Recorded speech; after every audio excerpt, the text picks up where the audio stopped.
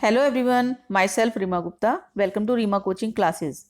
हम पढ़ रहे थे the fundamental unit of life, that is cell. जो हमारी लास्ट वीडियो थी उसमें हमने पढ़ा था माइटोकॉन्ड्रिया, और आज हम स्टार्ट करेंगे प्लास्टिड्स। तो प्लास्टिड्स क्या होते हैं?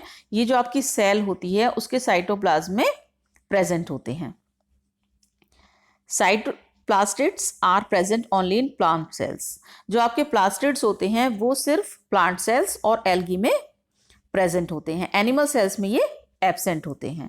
There are two types of plastids. Plastids दो तरह के होते हैं। कौन कौन से? क्रोमोप्लास्ट और ल्यूकोप्लास्ट।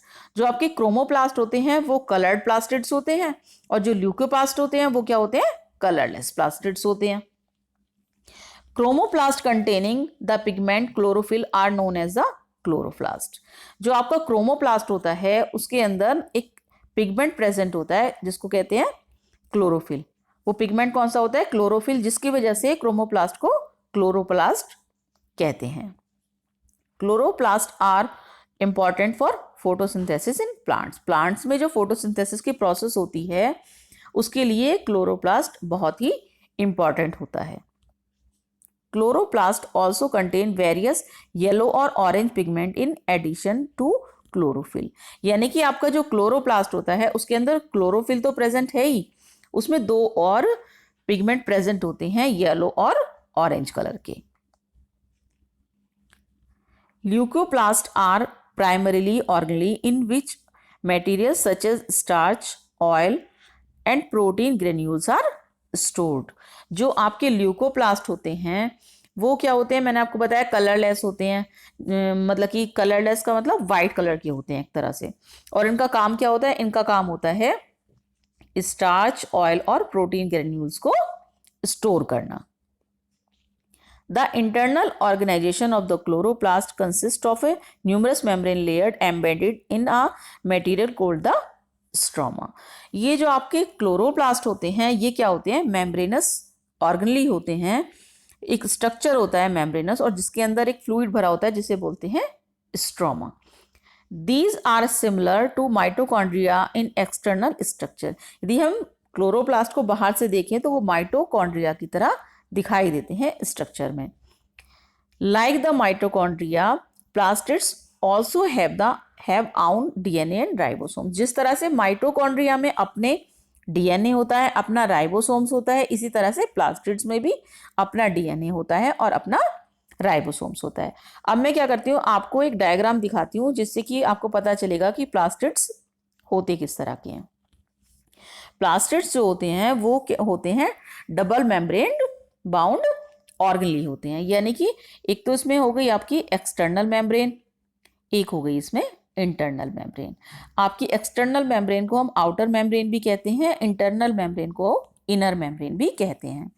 जो आपकी इंटरनल और एक्सटर्नल मेम्ब्रेन है उसके बीच में जो ये स्पेस दिखाई दे रहा है आपको, इसको बोलते हैं इंटर मेम्ब्रेन स्पेस। और क्या बताया मैंने आपको?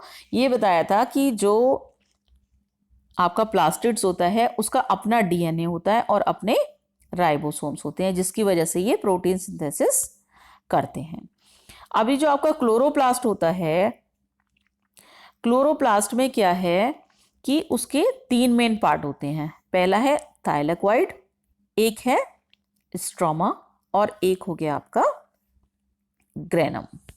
यानी कि जो आपका थाइलेक्वाइड होता है वो पिलो शेप्ड कॉम्पोनेंट होता है, और ये क्या करता है? ये करता है फोटोसिंथेसिस के टाइम पे क्या करता है, जो आपकी थाइलेक्वाइड की मेम्ब्रेन है वो फोटोसिंथेसिस के टाइम पे एक लार्ज स्पेस प्रोवाइड करता है।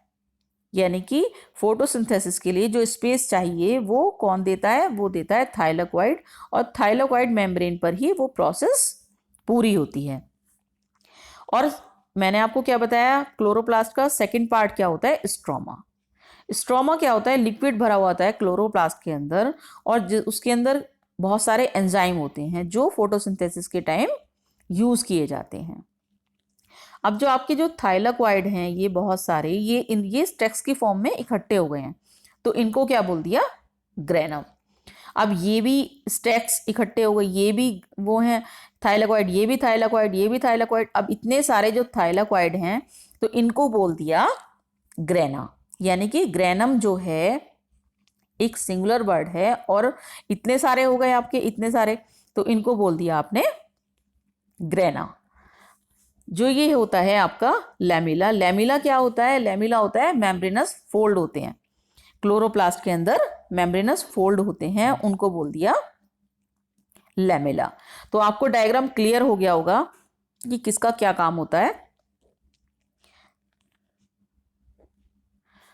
तो ये जो प्लास्टिड्स है, ये प्लास्टिड्स का मैंने आपको स्ट्रक्चर समझा दिया, ये कहाँ प्रेजेंट होते हैं, कहाँ नहीं प्रेजेंट होते, और इनके फंक्शंस क्या होते हैं एक बार मैं आपको रिमाइंड करा देती हूँ। इनके फंक्शंस होते हैं कंडक्टिंग फोटोसिंथेसिस इन प्लांट्स, यानी कि फोटोसिंथेसिस की प्रोसेस कहाँ होती है? प्लास्टिड्स में होती है। प्रोटीन सिंथेसिस करते हैं किसकी हेल्प से? डीएनए और राइबोसोम्स की हेल्प से। और क्या करते हैं? रिलीज ऑक्सीजन, यानी कि जब फोटोसिंथेसिस की प्रोसेस होती है तो CO2 अंदर लेते हैं और ऑक्सीजन बाहर छोड़ते हैं, तो क्या हो गया? Release oxygen. और क्या होता है? स्टोरेज ऑफ फूड, यानी कि जो फूड बनता है फोटोसिंथेसिस के टाइम पे उसको स्टोर करने का काम कौन करता है? वो करते हैं प्लास्टिड्स। अब इस वाले जो टॉपिक है आपका प्लास्टिड्स, इसमें यदि आपके कोई क्वेरी हैं तो आप मेरे कमेंट सेक्शन में जाके मुझसे पूछ सकते हैं, मैं अगली वीडियो में उनको क्लियर करूंगी। तब तक के लिए बाय।